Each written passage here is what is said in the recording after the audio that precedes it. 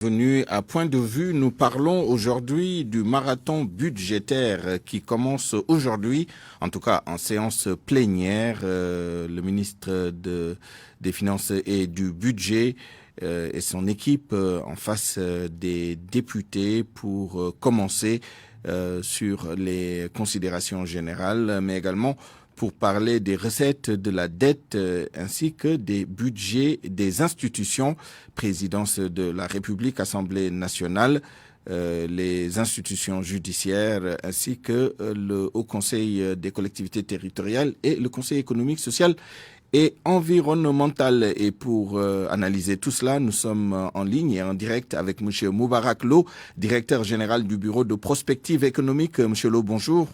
Oui, bonjour Souleymane. Nous sommes également avec le professeur Thierno Thioune, économiste, directeur du Centre de recherche et de formation pour le développement économique et social. Bonjour professeur. Bonjour Souleymane. Alors d'abord, Moubarak Lo, au titre des considérations générales, en un mot, quel est le message qu'envoie, qu'émet le budget 2021 d'après vous, en peu de mots? Bon, c'est un budget de relance économique, mais également ça continue d'être un budget de résilience parce que la Covid n'est pas terminée. Et donc, il faut continuer à gérer le choc sanitaire parce que vous avez vu aujourd'hui que les cas ont augmenté. Je ne dirais même pas légèrement parce qu'on note un fléchissement depuis quelques jours.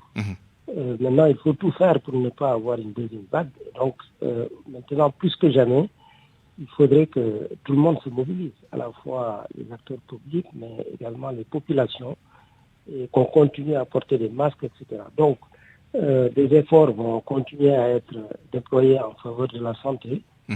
Et on note une hausse de 25 milliards du budget du ministère de la Santé. C'est 13%. Oui, voilà, 13%. En plus de ça, d'ailleurs, il y a pas mal d'hôpitaux qui vont être renforcés dans les régions. Et donc, on aura beaucoup d'hôpitaux de niveau 2, niveau 3, et ça permettra donc d'améliorer la qualité de la santé. Bon, le deuxième volet, c'est la relance économique. Je vous en ai parlé parce que si cette année, on risque d'avoir peut-être pas une récession, mais une croissance très faible. Et donc, il faudra repartir de l'avant pour pouvoir porter la croissance à au moins un niveau de 5%. Le gouvernement attend 5,2% l'année prochaine. Et pour pouvoir replacer le Sénégal sur la rampe de l'émergence économique. Très bien. Professeur Thierno Thioune, résilience et relance économique, au prix quand même d'un endettement assez conséquent. Nous parlons là de centaines de milliards de francs CFA. Quelle est votre lecture, vous, globale du budget 2021, tel qu'il est structuré? Merci Souleymane. Vous savez, cette question, c'est une grande problématique qui met en relation l'action de politique économique et on va dire, pour le cas d'espèce ici, de politique budgétaire et le développement social. C'est en réalité le budget ou le projet de loi de finances, c'est un instrument qui permet de changer de manière assez importante, n'est-ce pas, le social, n'est-ce pas, des populations. Maintenant, il y a de grandes questions qui se posent. Vous savez que depuis un certain temps, nous notons un déficit assez chronique, et d'où la question de la dette que vous évoquez. Donc, c'est pourquoi il faut se poser vraiment des questions sur quelle politique budgétaire, s'il faut renforcer les dépenses sociales pour une réduction de la pauvreté, ou bien est-ce qu'on a un niveau ou un type d'État qu'on appelle État-providence. Est-ce que les niveaux de développement que nous avons jusqu'ici nous permettent d'avoir ce type d'État?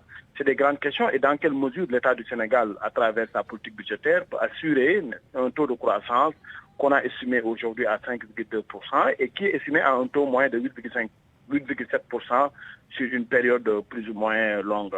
Mais le constat, il est réel. Vous l'avez dit, il y a une dette chronique qui avoisine plus de les plafonds de 1 000 milliards. 619 milliards cette année et le cumul, c'est le chiffre que vous donnez, effectivement. Exactement, un cumul de 1 000 milliards. Alors, le constat, il est réel. C'est que cette croissance que nous avons jusqu'ici est une croissance normalement qui doit nous permettre de payer nos dettes, mais aussi de créer des emplois. Mais ce qu'on constate, c'est qu'on a une croissance avec un budget qui montre trop pauvre et qui ne permettent pas de ressortir clairement l'existence d'une relation positive et significative entre les dépenses, par exemple, d'éducation et de santé et le PIB par habitant. Donc, on est dans un contexte de Covid-19. Il nous faut quand même des actions et des stratégies. C'est pourquoi le centre des actions autour des priorités du moment à mener aujourd'hui, le Sénégal, et c'est très compréhensible, et ça, quand même, il faut féliciter les autorités, opter pour des priorités avec les activités de préposte, de relance, dans le cadre d'un plan d'action ajustée accélérée, communément appelé PAP2A, du plan Sénégal émergent. D'ailleurs, la pertinence de ce programme, je le mets sur 3 points. Premièrement, c'est que ça met le focus sur le renforcement de la souveraineté alimentaire, parce que nous voulons aller vers la souveraineté alimentaire.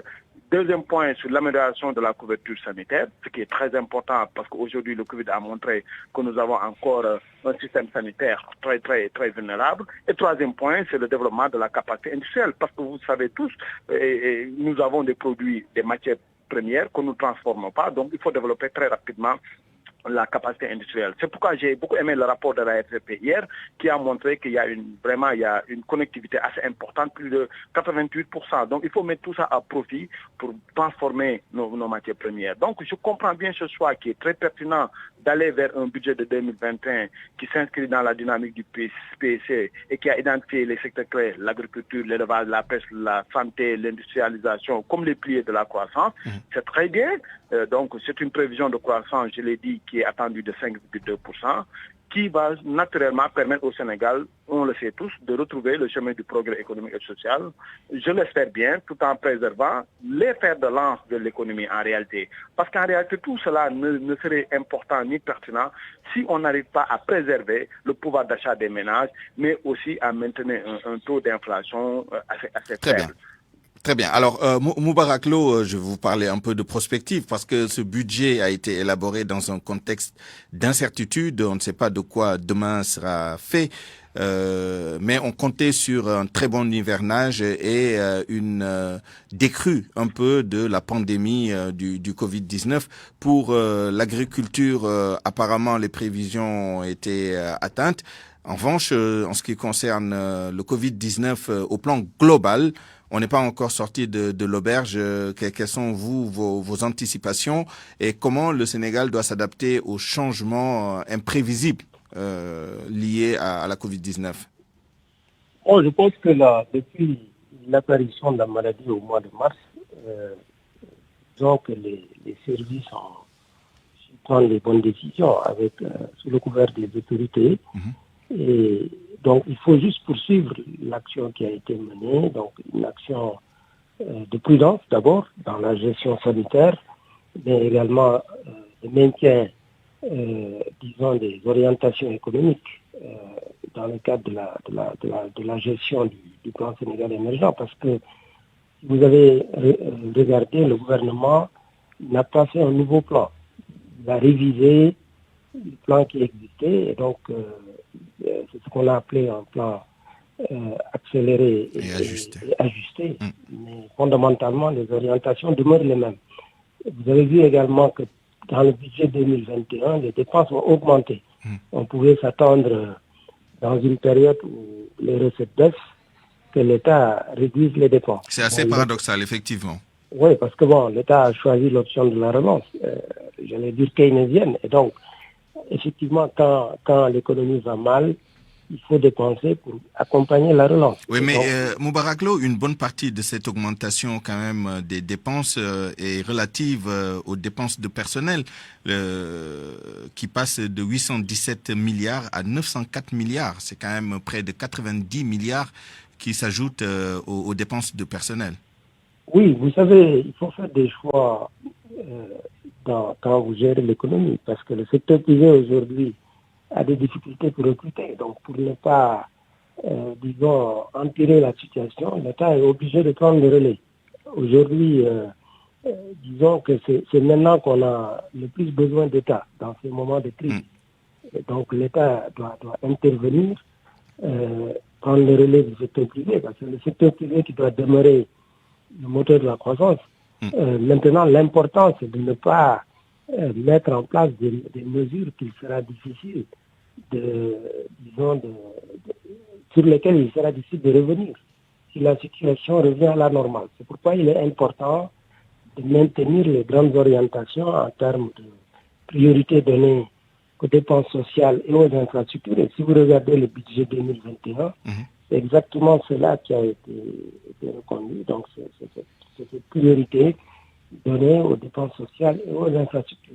L'État a maintenu tous les projets comme la réalisation d'autoroutes entre Mbour et Kaolack, les projets agricoles, le renforcement des dépenses pour la campagne agricole, etc. Et donc, c'est un pari qui est fait pour pouvoir sortir, disons, de la crise Covid avec un coût minimal pour l'économie, mais également pour le social. Maintenant, vous avez bien raison de dire que nous sommes dans un environnement incertain et donc personne ne peut vous dire aujourd'hui, au niveau mondial, en Afrique ou au Sénégal, où la Covid va aller. Même dans le cadre du bureau que je dirige, nous avons eu à faire des scénarios et aujourd'hui, le mot le plus clair, c'est le mot d'incertitude.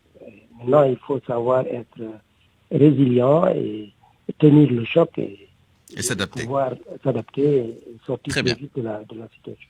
Merci à vous, Moubarak Lo. Le dernier mot au professeur Thierno Thioune, mais vraiment très très rapidement, il ne nous reste que 30 secondes. Je voudrais revenir sur la question de la dette, avec une dette cette année qui est prévue, enfin l'année prochaine, 2021, qui est prévue à 619 milliards, avec des charges de dette de 327 milliards. C'est plus de 50% de charges sur la dette de l'année. Évidemment, les charges concernent la dette des années passées également, mais si on fait le rapport entre la dette de 2021 et les charges de la dette, c'est quand même beaucoup. Est-ce que le Sénégal emprunte à des conditions quand même favorables?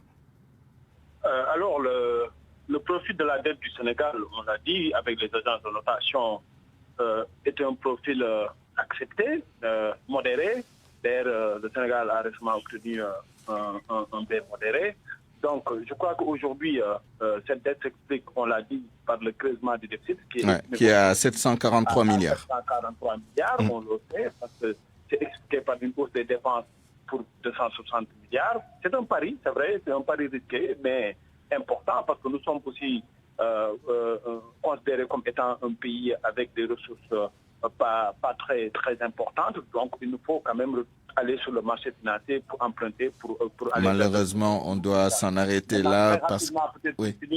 On aurait compris quand même, et ça c'est très important, qu'on ait ces types de déficits et qu'on renforce ce qu'on appelle les secteurs sociaux de base, parce que nous sommes attendus sur les indicateurs de développement, notamment l'espérance de vie, le niveau d'instruction, le PIB par tête, et que de mettre plus les ressources peut-être sur les dépenses en personnel, dont les ratios sont devenus de plus en plus importants. Merci infiniment. Merci à tous les deux. On vous retrouve dans l'édition en Wolof. C'est la fin de cette grande édition de la mi-journée à 12h54. Je vous remercie de l'avoir suivi. Merci à toute l'équipe qui l'a réalisé et qui m'a permis de vous la présenter. El Hadj Ndiogou Diène à la coordination, Alioune Ba à la mise en onde, digitalisation assurée par Yacine Pouy, régie d'antenne Papomar Diaw et à la production Ibundour. À 13h, le journal en Wolof avec Barthélémy